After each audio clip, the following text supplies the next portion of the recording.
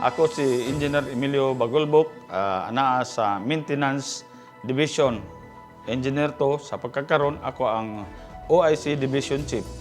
Mahitungod sa mga project karon nga naa karon sa Talisay, actually funded ka na sa DPWH. Initiated na ni Mayor Bulitpod. Ang naningkamot niya na si Congressman Janjan Halosos. Nagkantidad ka na og 145 million.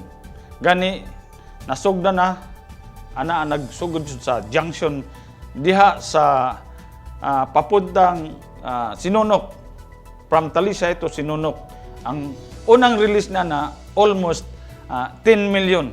Midagan ka na og 200 meters nga may gilap doon og 7 meters, pero actually ang road width ana tanan including sa accessories mudagan og 10 meters din usana na may cross drain. Sa pagkakaroon nahuman na gyud ang phase 1 silbi. Unfortunately siguro sa panghitabo karon ang atong kasamtangan unta nga congressman wala ta magkasinabot, medyo na wa ma-priority ang atong project na standby. Hopefully kining mga kwarta mapadayon ra gyud sa sunod nga mga adlaw o katuigan. Ako si Maribel Agom Pitalcorin, former kapitan sa Barangay Sinunok. Kabahin anang sa Talisay Lagnasan Road, kana siya funded na sa Congressional Office sa Distrito 1. Sa panahon kaniadto ni Congressman Romeo Janjan Halosos. Kadto nga time ako ang kapitan kaniadto. Kana siya na siya budget nga concreting, road concreting. Pero niabot ang panahon nga dili na ko kapitan, karon wala gina siya na implement. So ako lang untang ihangyo nga kana nga fan ug asa na karon. Kay ang mga tao nagpaabot ni anang mga proyekto ha.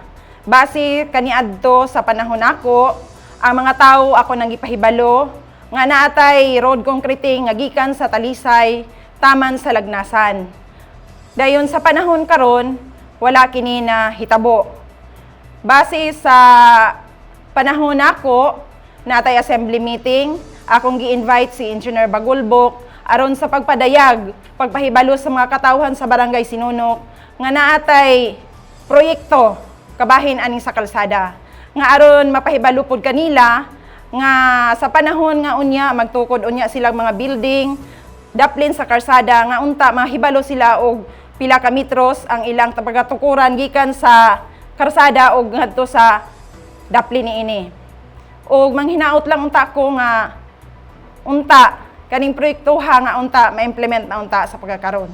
Actually kining project kini sa DPWH gid ni siya. Pero initiated ni sa ato pong pinalanggang mayor.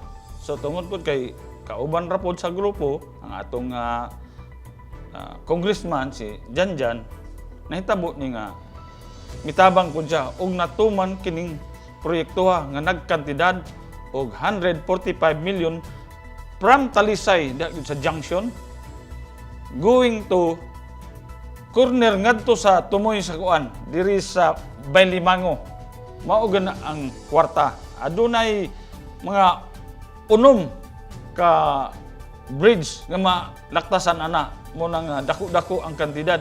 Gani sa miaging tuig nag-initiate na gani ko og pahibalo sa mga katawhan nga maapektahan sa atong proyekto nga kun mahimo wala nagyoy structure nga magagama kilid sa maong dalan para dili mahamper, dili malangan ang atong proyekto. Kay base sa muwagod sa atong proyekto sa LGU, kung adunay funding nga ihatag sa gobyerno labi na gikan sa national, ang muwa niya na ang magbayad sa affected structure is the LGU.